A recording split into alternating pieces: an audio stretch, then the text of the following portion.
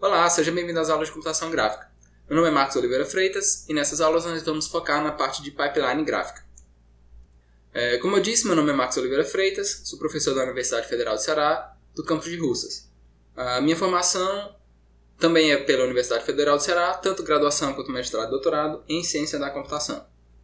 Essas aulas são uma parte da disciplina de computação gráfica do curso de ciência da computação daqui do campus. E nós vamos seguir principalmente esses dois livros que estão aparecendo aí. E nós vamos focar nessa parte que é a parte de pipeline gráfica. O que é a pipeline gráfica?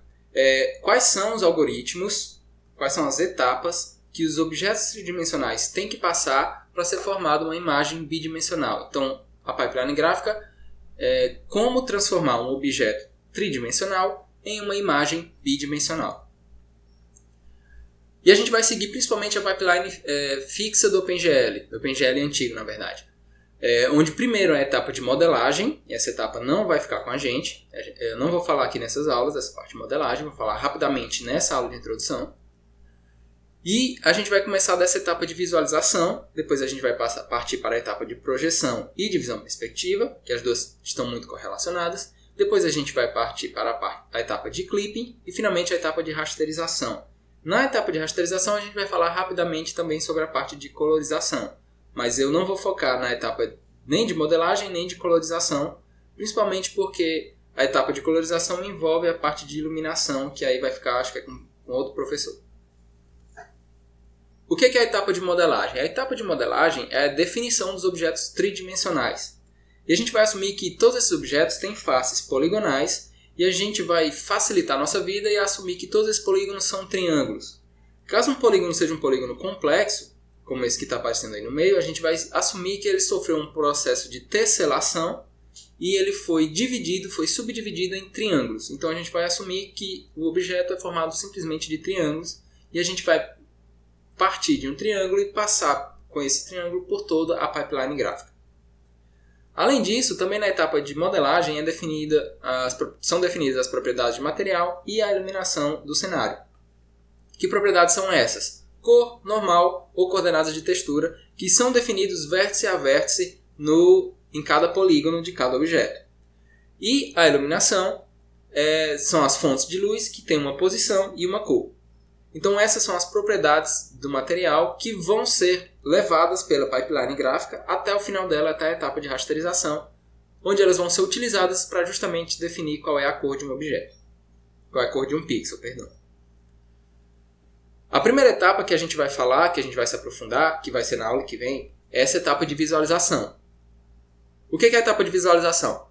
A primeira etapa da pipeline segunda etapa, na verdade, a primeira de modelagem. A segunda etapa vai fazer o seguinte, vai pegar todos esses objetos que estão definidos em coordenadas do mundo e vão transformar essa etapa vai transformar esses objetos para coordenadas de câmera. A gente vai falar disso na próxima aula. Depois a gente vai falar numa aula só de projeção e divisão de perspectiva, porque elas estão muito correlacionadas. O que a projeção e a divisão de perspectiva vão fazer? Elas vão transformar do 3D para o 2D. Porém, a gente ainda assim precisa guardar informações de profundidade. Por quê? Porque objetos que estão atrás têm que ser escondidos por objetos que estão na frente. Então a gente precisa saber quem é que está atrás, quem é que está na frente para fazer justamente essa oclusão de um objeto por outro. Além disso, objetos que estão na projeção perspectiva, que é essa que está aí à direita, dos objetos que estão mais afastados, eles aparecem menores do que os objetos que estão mais próximos da câmera. Então, para saber quem está mais atrás, quem está mais à frente, a gente precisa ter essas informações de profundidade. Então, muito embora o objetivo da projeção seja transformar do 3D para o 2D, que são informações de x e y, a gente precisa guardar a informação do z, que é a informação de profundidade. Então, no fim, a projeção vai ser uma transformação de 3D ainda para 3D, porque a gente precisa guardar essas informações de profundidade. Depois vem a etapa de clipping. O que é a etapa de clipping? É determinar o que está dentro e o que está fora dessa imagem. O que está fora dessa imagem vai ser eliminado, o que está dentro vai ser exibido. Então, por exemplo, esse cubo que está aparecendo mais à esquerda, uma parte do cubo ela está fora da imagem. Então, como é que eu faço para determinar essa parte que está fora e eliminar essa parte que está fora? Como é que eu faço para remover essas superfícies que não estão aparecendo? Isso a gente vai falar lá na etapa de clipping. Finalmente, a última etapa que a gente vai falar, que vai ser a penúltima aula, é a etapa de rasterização, onde de fato vai definir qual é a cor de um pixel. Uma imagem bidimensional ela é definida como uma matriz de pixels. E aí a gente tem que definir, nessa etapa de digitalização, qual é a cor de um determinado pixel. Como isso envolve a etapa de colorização, que envolve a parte de iluminação, que eu não vou falar, em vez de fazer isso, a gente vai determinar qual é o triângulo, ou na verdade qual é o ponto desse triângulo que vai ser, ou qual é a porção desse triângulo que vai ser exibida nesse pixel.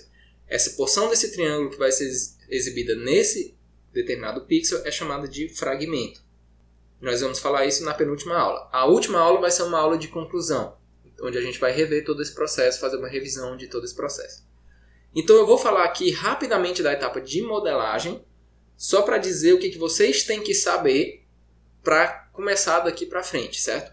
Então lá na etapa de modelagem é onde são definidos objetos tridimensionais e, como eu disse, cada objeto tridimensional vai ser definido por vários triângulos, vai ser um conjunto de triângulos, onde cada triângulo vai ser formado por 3 pontos tridimensionais.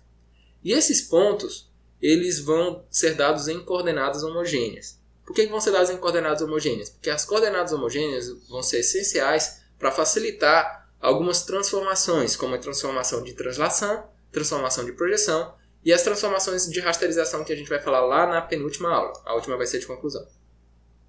Nessa etapa de modelagem, a gente pode assumir que a coordenada homogênea, que é essa coordenada W, ela é um booleano, é um valor booleano que vai me dizer se aqueles valores x, y, z formam um ponto ou vetor. Se esse valor W, que é a coordenada homogênea, for 1, é porque x, y, z formam um ponto. Se a coordenada W for 0, é porque x, y, z formam um vetor.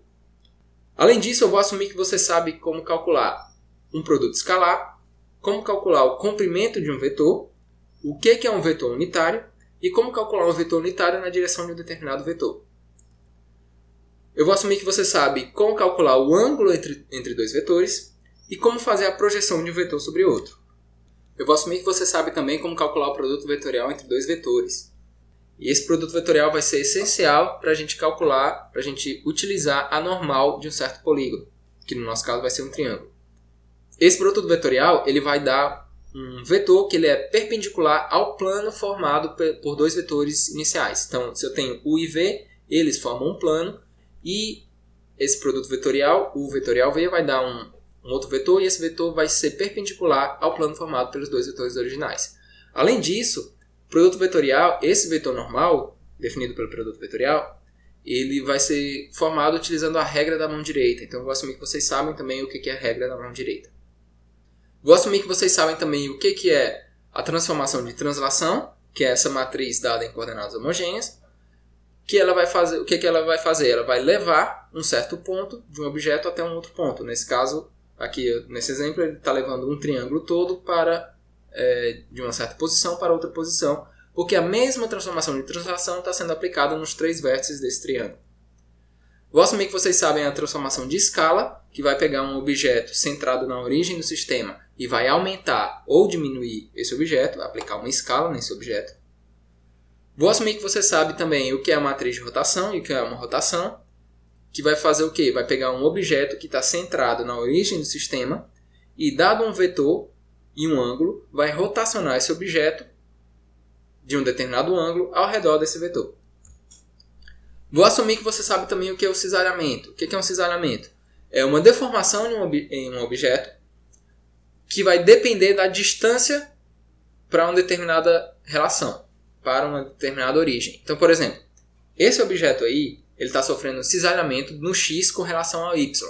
Então, quanto maior o valor de y, maior é o deslocamento que esse objeto vai sofrer no x. Então, esse é a transformação de cisalhamento do x com relação ao y. Existem também do x com relação ao z, do y com relação a x, do y com relação a z, do z com relação a x, do z com relação a y. A última operação que eu vou assumir que você sabe é a matriz de transformação de base, ou matriz de mudança de base. Então essa é a matriz que vai transformar um certo ponto P de uma base Q para uma base O, e essa é a matriz que vai transformar da base O para a base Q, assumindo que esses vetores I, J, K e o ponto Q estão escritos com relação à base O. Então essa é a última operação de modelagem que eu vou assumir que você sabe. E hoje a gente viu um overview do que é a pipeline gráfica E nas próximas aulas nós vamos falar com mais detalhes das etapas de visualização, projeção e divisão de perspectiva, clipping e rasterização. Muito obrigado por assistir esse vídeo e até a próxima. Valeu!